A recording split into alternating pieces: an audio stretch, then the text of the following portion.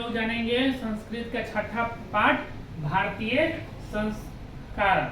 भारतीय संस्कार पाठ पढ़ेंगे, जिसमें हम लोग भारत में जानते हैं कि संस्कार का विशेष महत्व है। संस्कार का मतलब है जीवन जीने की उत्तम कला को हम लोग क्या कहते हैं, संस्कार कहते हैं। संस्कार हमको यह सिखलाती है कि कहाँ कब क्या करना है, क्या नहीं करना है। तो हमारे जीवन में कुल 16 संस्कार है, जिसकी चर्चा इस पाठ में किया गया है। कुल संस्कारों संख्या कितनी है, 16। भारतीय संस्कार 16 है, जिसको 5 भागों में बांटा गया है। जन्म से पूर्व के संस्कार, शैशव काल के संस्कार, शैक्षणिक संस्कार, उसके बाद विवाह संस्कार और अंतोष्टि संस्कार। तो हम लोग अभी पढ़ेंगे 16 संस्कार के बारे में। तो 16 संस्कार कौन कौन से हैं, इसके बारे में हम जानते हैं। तो पहला संस्कार है गर्भाधान, दूसरा है पुंसवन, तीसरा है सीमांतोन्नयन, चौथा है जात कर्म, फिर नामकरण, निष्कर्मण, उसके बाद अन्नप्राशन, चूड़ाकर्म, कर्णभेद, अक्षरारंभ, उपनयन संस्कार, वेदारंभ संस्कार, गोदान या केशांत संस्कार, समाप्त वर्तन संस्कार और विवाह संस्कार, उसके बाद अंतोष्टि संस्कार। अब हम लोग जानेंगे कि कौन संस्कार क्या होता है, कैसे होता है, उसके बारे में जानेंगे। गर्भाधान, जब जो है संतान प्राप्ति के लिए जब स्त्री और पुरुष का मिलन होता है तो उसको क्या कहते हैं, गर्भाधान संस्कार कहते हैं। ठीक है। दूसरा जो है पुंसवन।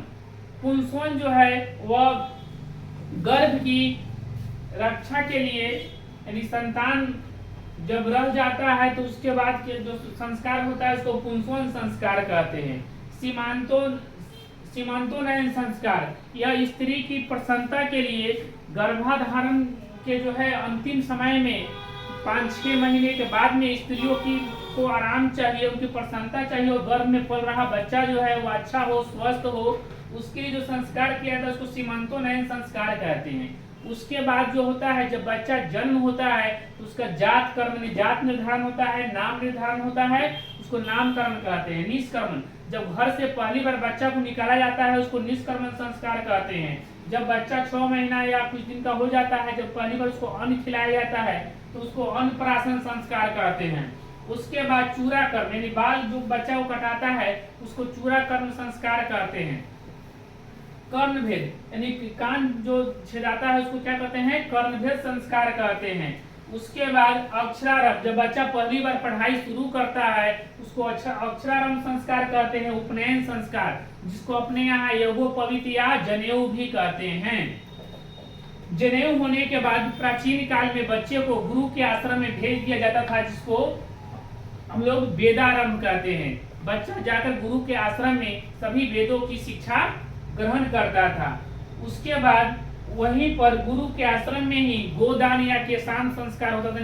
गुरु के आश्रम में बच्चा का दाढ़ी मूछ जो है केश कटाता था, उसको गोदान या केशांत संस्कार के नाम से हम सभी जानते हैं। उसके बाद समाप्त वर्तन, जब शिक्षा समाप्त हो जाता था, बच्चा कुशल हो जाता था, उसकी शिक्षा जब समाप्त हो जाती थी तो गुरु के आश्रम से बच्चा को घर लाया जाता था, उसको तो समाप्त वर्तन संस्कार कहते हैं, जिसको हम दीक्षांत संस्कार के नाम से भी आजकल हम सभी जानते हैं, इसको दीक्षांत भी आजकल कहते हैं।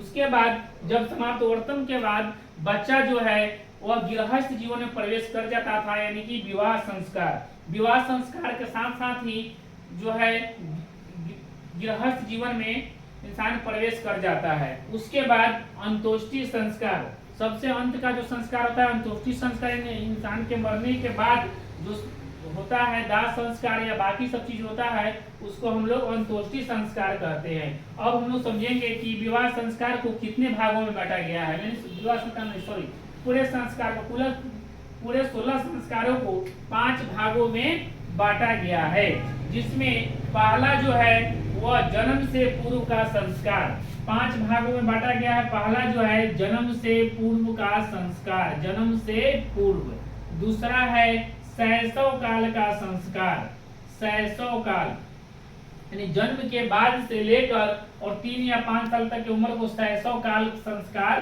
कहते हैं। उसके बाद हो गया शैक्षणिक संस्कार, यानी शिक्षा संबंधी संस्कार को शैक्षणिक संस्कार कहते हैं। शैक्षणिक संस्कार के बाद जो है वह विवाह संस्कार आता है, और विवाह संस्कार के बाद अंतोष्टि संस्कार राम नाम सत्य है। अंतोष्टि संस्कार, अंतोष्टि संस्कार यानी कुल पांचों संस्कार के बारे में हम सभी जान गए। अब विवाह संस्कार जो है, विवाह संस्कार के अंतर्गत क्या क्या आता है भी आजकल परीक्षा में पूछने लगा है उसके अंदर जाकर। तो विवाह संस्कार में जो है उसमें वधू पक्ष के यहाँ वर पक्ष का स्वागत होता है, कन्या निरीक्षण होता है, कन्यादान होता है, लाजा होम होता है, अग्नि की स्थापना होता है, सिंदूर दान होता है, कन्यादान होता है। यह सब क्या है? यह सब विवाह संस्कार के अंतर्गत आते हैं। फिर एक बार हम लोग शॉर्ट फिर एक बार हम रिपीट कर लेंगे। कुल संस्कारों की संख्या 16 है।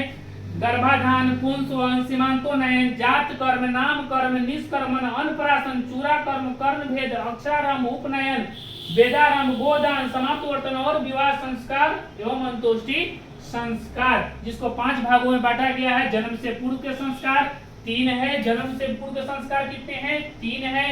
शैशव काल के संस्कार कौन कौन से हो गए? जात कर्म, नाम कर्म, निष्कर्मण, अन्नप्राशन, चूड़ा कर्म और कर्ण भेद। यह हो गया 6। शैक्षिक संस्कार जो हो गया आपका 1 2 3 4 5, शैक्षिक संस्कार हो गया आपका 5, विवाह संस्कार 1 और अंतोष्टि संस्कार 1, कुल 16 संस्कार हो गए। आज हम लोग इतना ही पढ़ेंगे। धन्यवाद। फिर अगली कक्षा में